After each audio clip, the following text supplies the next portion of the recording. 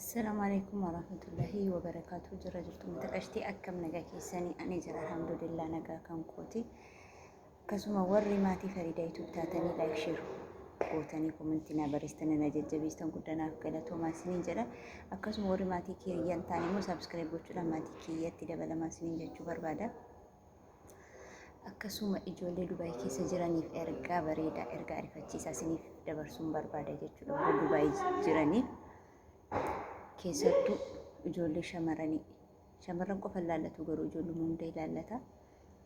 Isin ga'ee hamma bakka isin ga'a warri uffata kireeffattanii guyyaa guyyaatti dhuftanii bakkee baatanii suuqii fi lafiitii dhaabattanii asfaaltii bukkee dhaabattanii asfaaltii irra dhaabbattanii akka feetan taatanii nu agarsiistan isinii dhumate kunoo gizeen isaa ga'ee jira manurraa dhaabaa bakka gizeen adabbii keessanii hamma jechuudha.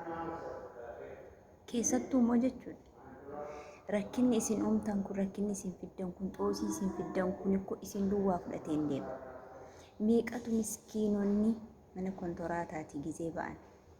Mana kontoraataatu eenyuyyuu jaallatee hin ba'u. Kan jaallatee ba'u isin jiraachuu danda'a. Garuu kan immoo yookaan madaamii isaatiin walii galtee dhabee yookaan hojiin itti baay'atee yookaan mindaan xiqqoo ta'ee hojiin itti danatee yoo jedhe nama salachaa. Yoo hojiin baay'ate mindaan kee yoo xiqqoo ol ka'a ta'e itti gammadda. Maaliif hojiin asitti yoo natti baay'ate asiin immoo mindaan kan koo ol ka'a waan ta'e jennaan homaa miti hin darboontu hundi jettee obsita jechuudha. Garuu mindaan kees gadi bu'aa ta'ee hojiin sitti baay'ata taanaan lama miidhamta. Miidhama lama. Tokkoffaa hojiin illee si miidha. Mindaan kan kee ati umurii kan keetti dabarsitu jechuudha. Yoon gadi ba'ee amma fakkeenyaaf Dubaay keessa amma 2,000 hin kaffalan. Miti Dubaay keessa hin kaffalan. Warra nyaata hojjetu immoo sanaa ol kaffaluu danda'u. Kanaafiyyuu isinii gaafa mana kontoraataa keessaa baatan alaamaa lama qabatanii baatu. An akka kootti jechuudha. Akka kootti gaafa dubbadhu nama miidhametu ba'a jedhee yaada mana kontoraataati. Nama madaamiin cokkontee nama mindaan isaa gadi bu'aa ta'ee hojiin itti baay'ate jedhutuyyuu yoon bakkee bahee hojjedhe nan fooyya'aa mindaa gaariin argadhaa natsaannatee argachuu hin danda'a isa jedhu murteessanii ba'u akka kootti jechuudha. Kaan immoo kan kashdabummaadhumaaf bahee bakka natsaannatiin jiraachuu barbaada, of mar'ee jiraachuu barbaada, mana jaazaa taa'uu barbaada, kileerraa birrii nyaachuu barbaada, achi taa'e waa baay'ee murteessee kan ba'u siin jira. Garuu isinii warri rakkina kana uumtan jechuudha. Warri guyyaa guyyaatti mana sargii jedhu sargiin torbitti daggafama kunoo ergasii Suudii keessatti kan nuti beeknu hamma Dubaay nu dhufee kunoo amma torbanitti sargii daggasama. Addaameen birrii 200 kaffaltee ol galti. Birriin 200 eessaa akka dhufu hin beekamu garuu isinoo harka caalaa mana ijaazaa teessu birriin eessaa dhufeeti sila kan kaffaltanu. Birruun 200 iyyuu isinitti akka muddii ta'uu dhiisa. Garuu eessaayyuu dhufuu danda'a. Nama kamirkaayyuu fudhachuu dandeessu jechuudha. Waa baay'ee argaa jirra jechuudha. Arabni isiniif kenna. Arabni midhaan fuudhanii deemu, zayitii fuudhanii deemu mana ijoollee habashaa mana warra ijaazaa jiran jechuudha. Argaa jira hundumaayyuu jechuudha. Rakkinni isin Dubaay kanatti uumtanii isin qofaa miti kan fuudhee badu. Miskiinota warra alaamaa qaban warra ofii isaaniitii utuu hin jiraatiin maatii ofiitii obbolaa ofiitii jiraatan ofii asitti miidhamanii utuu hin nyaatin utuu hin dhugiin sa'aatii 24 utuu nyaachuu barbaaddu utuu dhuguu barbaaddu tuffachuu barbaaddu akkuma isin uffata kireeffattanii jechuudha. Uffata aadaa ta'uu uffata barbaaddana ta'uu uffata saba kamiyyuu haa ta'u. Kireeffattanii malee bittanii natti hin fakkaatu torbanitti. Ani amma gama kootiin torbanii miti ji'a lamatti uffatan bitadha. Torbanitti kaleessa tokko nu agarsiistu, bor tokko nu agarsiistu, iftaan suuqii bukkeetti sin argina, iftaan duuba aspaaltii bukkeetti sin argina, iftaan duuba immoo makiinaa nama tokko irratti miila akkasitti dhaabdanii kaatuun sin argina. Kunumtuu hundiyyuu uffanni keessan riimootiidhaan jijjiirama moo? Hin bittu moo sila waan bittan natti hin fakkaatu. Garuu akkasuma ta'ee jechuudha. Adabbiin keessan hamma kunoo isinii ga'e. Rakkinni isin dallansuu isin fiddan jechuudha. Biyya keessan seetanii Alaamaan isin dhuftan kanaaf ture. Moodelistii uffataa yoo taatan maaliif biyyattiin hojjettan?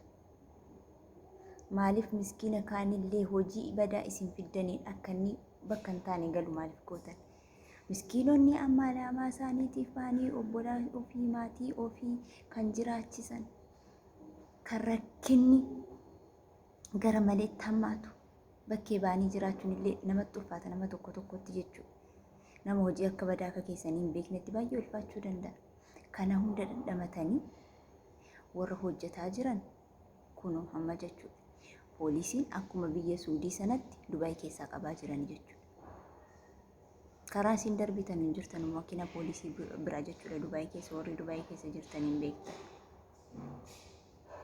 Garuu rakkinni kun eessaa ka'ee dhufe? Eessaa dhufe? Rakkina kana kan fide ijoolluma warra bahanii bakkee hojjetaa jiran hunda keessan jechuu miti. Warra kaayyoo biyyaatti kan dagatan. Jaratu balaa kana hundaayyuu uume jechuudha. Silasiin mana kontoraataa maxalabaatii baataniif maala lamaan keessan. Gaafa baatan tokkoffaa mindaan keessan gadi bu'aa taanaan, lammaffaa hojiin isinitti baay'inaan, sadaffaa immoo yookaan waliigaltee madaamii dhabdaniiti. Sadan keessaa tokko taanaan kan baatan. Arfaffaa immoo itti isinii dabaluu barbaaddanii akka fedhee kashlabbaa'uuf tokko kan ba'an jechuudha. Warra akkasiitu amma obboleewwan keenya miskiinatti dubbii fidanii kunoo hamma walitti guuraa jiran hundumti jaraayyuu jechuudha. Gurguramaa jiran. እና የኦቦሌewwan kanku warri hamma jechuudha. Warri bakkee baatanii hojjetaa jirtan, warri ala hojjettan hin bahina hamma jechuudha. Mana madaamii hojjetaa jirtu miti maaliif warri kontoraataa mana ijaazaa jirtanillee jechuudha. Bahaa hojiin maraxina keessattuu immoo jechuudha. Haalli keessan badan hojiin gaafa dallaalii hojii isinii argu hojii maradhu. Ijoollee meeqa qabdi? Manni si kutaa meeqa? Nyaata hojjechuudha immoo daa'ima qabudha.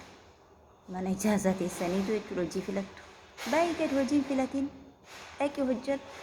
Maaliif fooqii fi lafan ta'in sa'aatii 24 hojjetin? Baay'ee gadi mana hojii mana madaamii gali. Mana madaamii keessaa dhufanii siin qaban.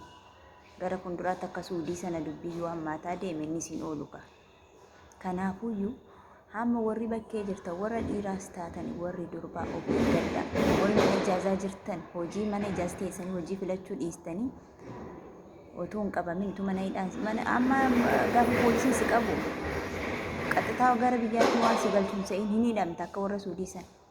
Kanaafuu amma ergaan kan ko'anii akka feetan ta'uu mirga kan keessanii garuu ani gorseen akka obboleettummaa keessaniitti wanti ani amma Dubaay keessatti argaa jiru kun waan natti hin tollee fi isinii dabarsuu barbaadu tokko yoo jiraate warri mana ijaazaa teessanii hojii filattan hojii filatinaati dhaqa hojjedha. Hojiidhaaf dhuftanii miti biyya.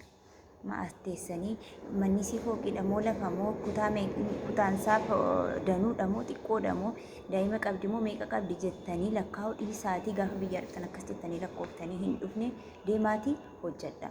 Mana ijaazaa gadhiisaa gadi bahaa. Warri bakkee jirtan mana madaamii warri jirtan jechuudha yoo madaamiin illee bahaa hamma fittashaa jira.